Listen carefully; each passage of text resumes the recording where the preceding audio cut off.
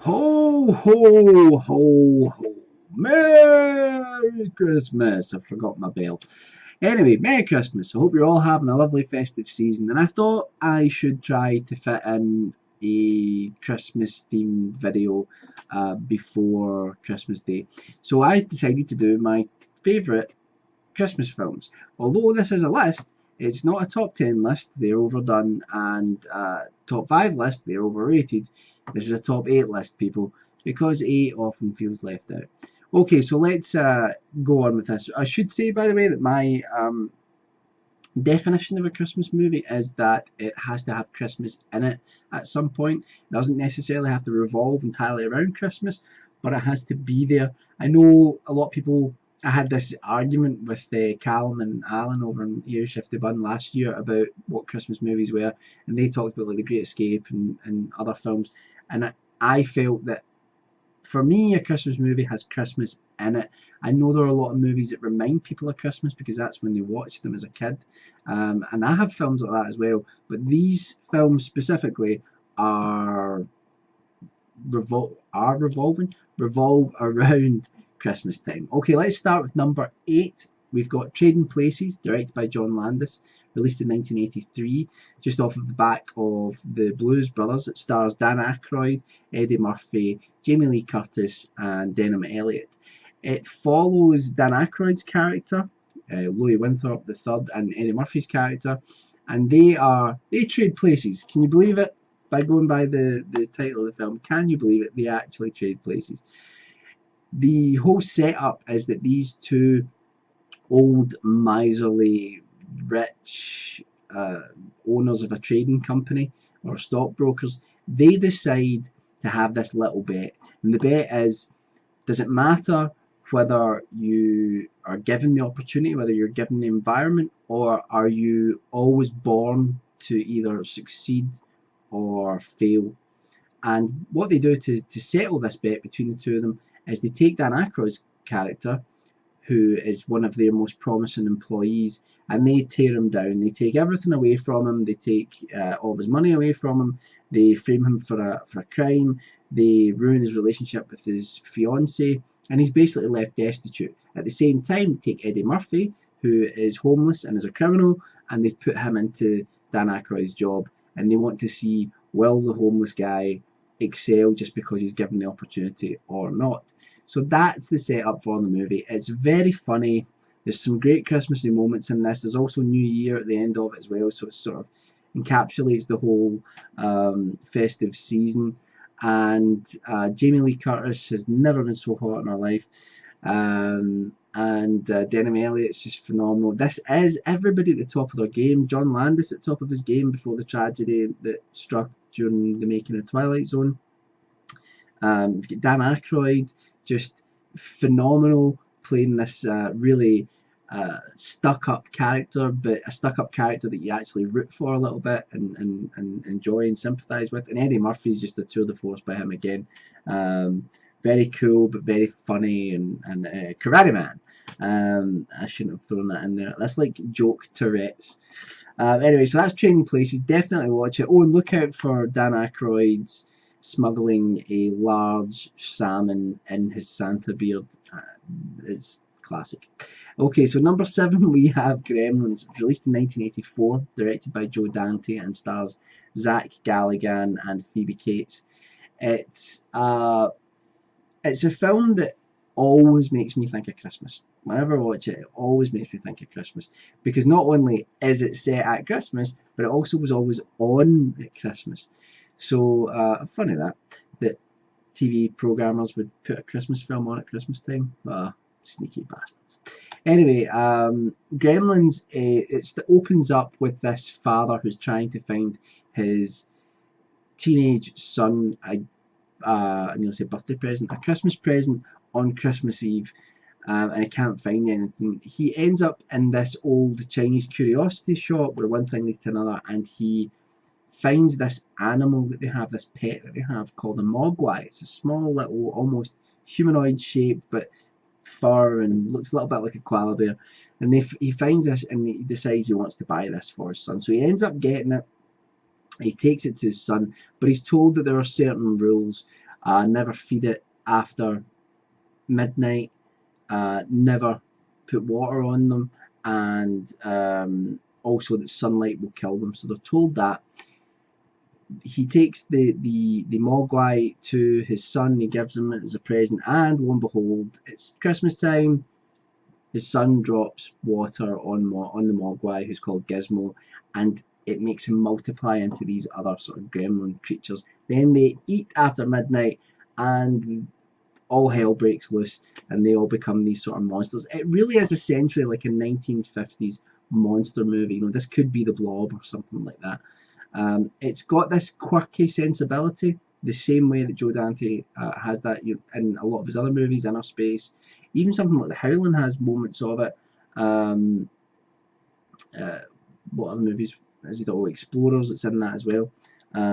He's a really, really underrated filmmaker, and it's a real treat. You kind of root for the bad guys at times as well. You root for the monsters; they are enjoyable.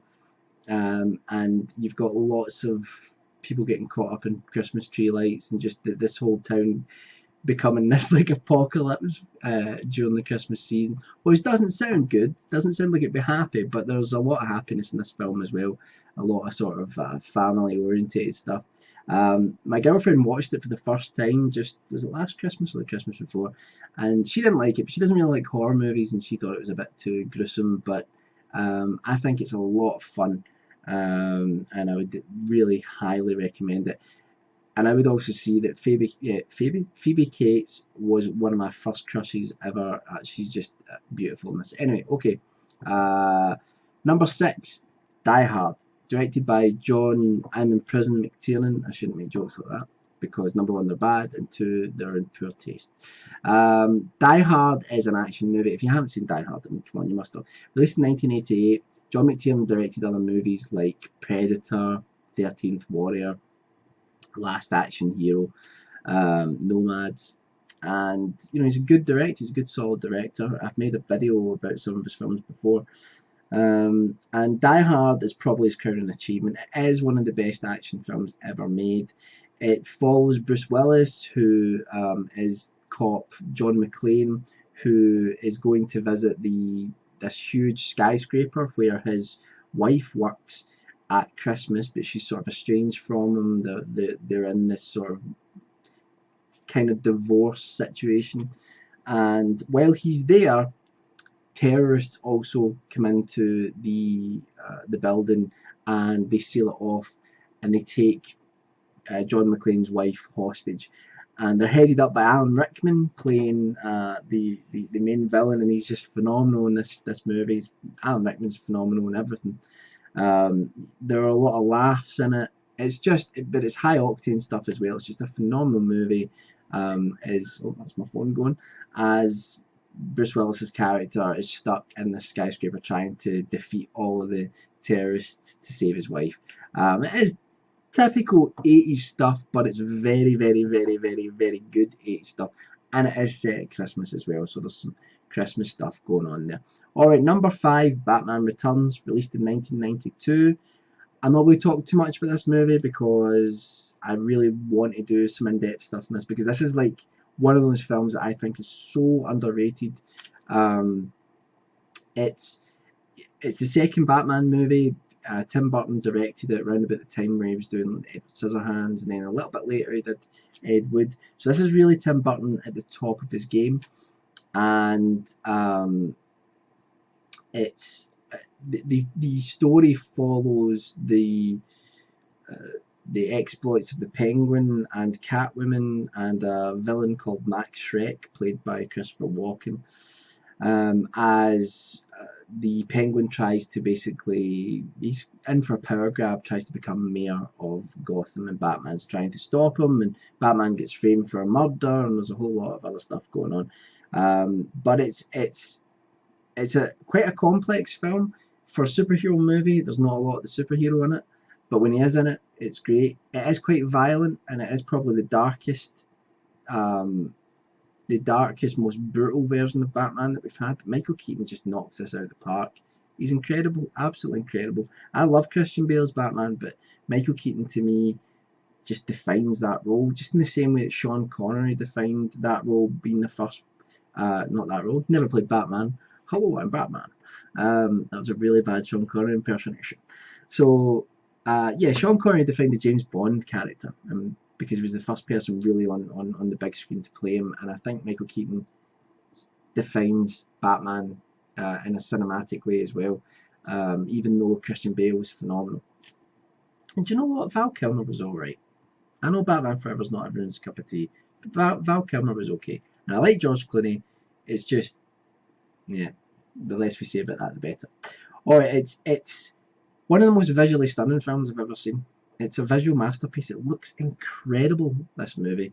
And it's also very, very clever, because although Batman's not in the film very often, it explores his character through the other characters in the movie. It explores his character. The Penguin's an orphan, just like Bruce Wayne was, and it explores how that could have twisted Bruce Wayne to be not the hero that he is.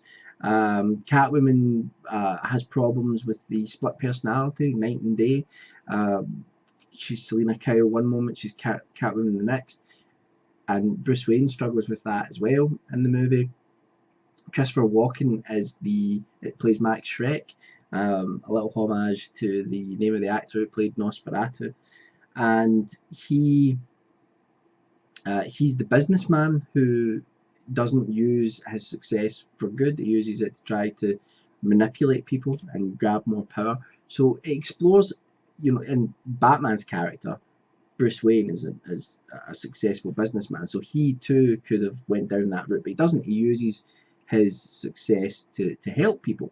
So anyway, I'm getting far too into this. Batman Returns.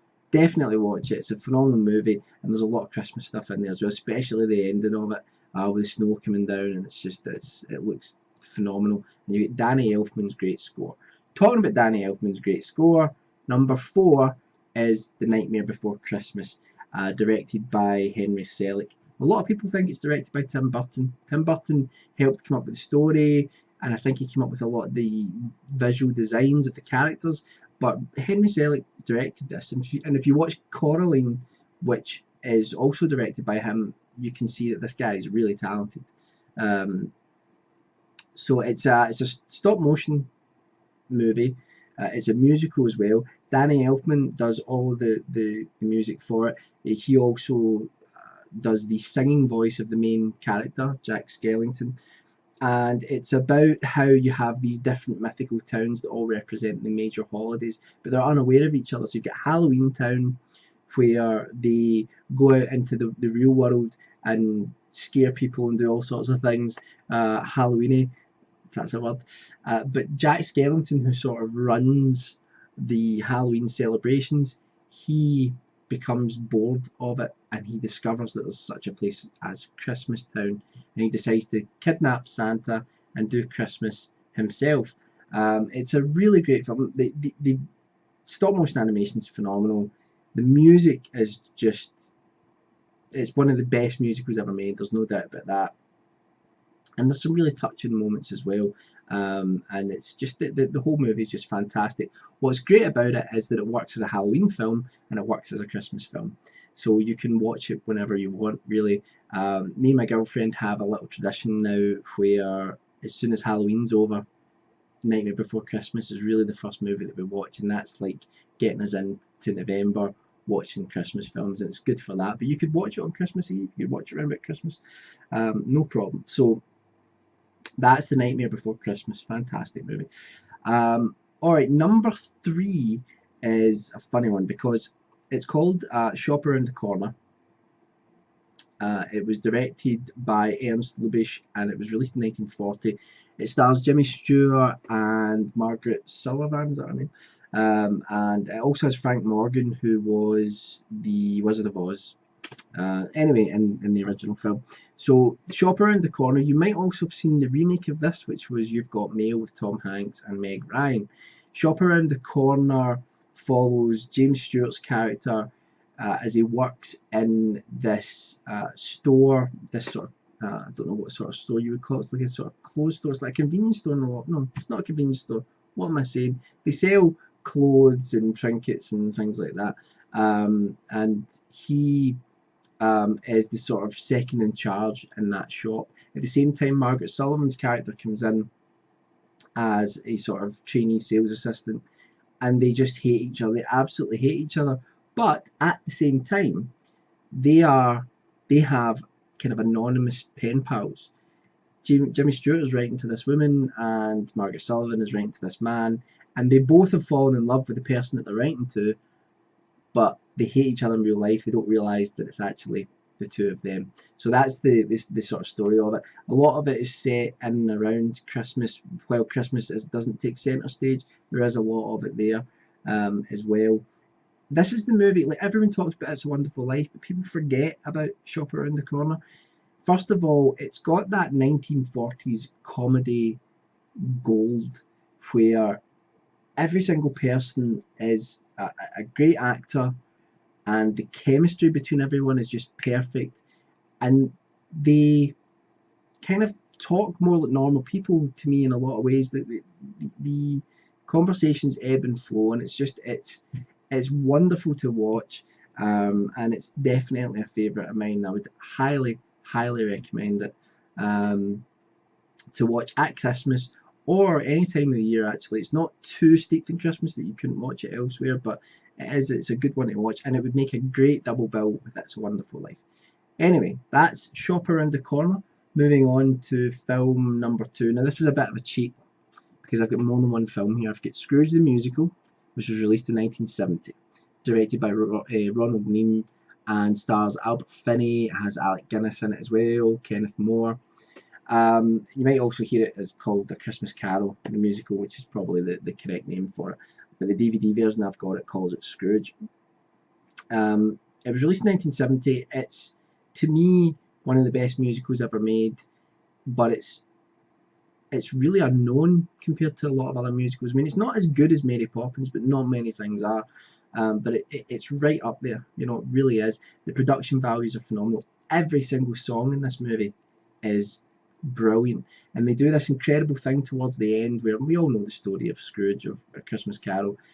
When Scrooge is redeemed, they do a reprise of all different songs that you've already heard throughout the movie, and it's one of the most joyous moments in cinema history.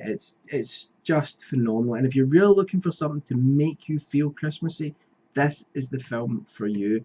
I cannot recommend the Scrooge the Musical enough. Albert Finney's phenomenal as Scrooge, and he sings a song when he realizes that he needs to change his life, which is really, it's heartbreaking but uplifting at the same time, and it's a phenomenal movie, and I can't recommend it highly enough. Okay, so along with this, we've got Scrooge from 1951, directed by Brian Hurst, and it's probably the best version of A Christmas Carol, starring Alastair Sims. Just everything about it is phenomenal. I love it in black and white. There's a colorized version. I wouldn't go for that one. But Alastair Sims is the best Scrooge, basically, that we've ever had. He epitomizes the book. And this, although there are a couple of things I think that are added in that aren't in the book, for the most part, this is very faithful. And the joy in Alastair Sims when he has his redeeming moment, it's priceless. It really is. It's a phenomenal film. I tend to watch the musical more, to be honest, but I recognise that this was the first version of A Christmas Carol that I saw, and there are some frightening moments in it as well, because people forget that A Christmas Carol is a ghost story, and there are frightening moments. It is supposed to be scary. Okay, so that's the 1951 version. Honourable mentions: Scrooge from 1988, directed by Richard Donner, who directed Superman and Lethal Weapon. And Scrooge has Bill Murray. It's updated into the contemporary world of the time. He plays this television executive rather than the sort of miser, and he's just mean-spirited to everyone. And at the same time, his television company are trying to put on this live production of A Christmas Carol on Christmas Eve, and he's being visited by the ghosts of Christmas past, present, and future at the same time. It's really great, very funny. Bill Murray's just phenomenal. Bill Murray's always phenomenal, let's be honest. And highly recommended. Highly recommended. Okay, Karen Allen's very good in it as well. And lastly is The Muppets Christmas Carol, which was released in the, when would that have been, mid-90s, 93, 94, something like that. Starring Michael Caine, directed by Brian Henson. It's, you would think, oh, it's a Muppet movie, but it's actually one of the best versions of A Christmas Carol. It's phenomenal.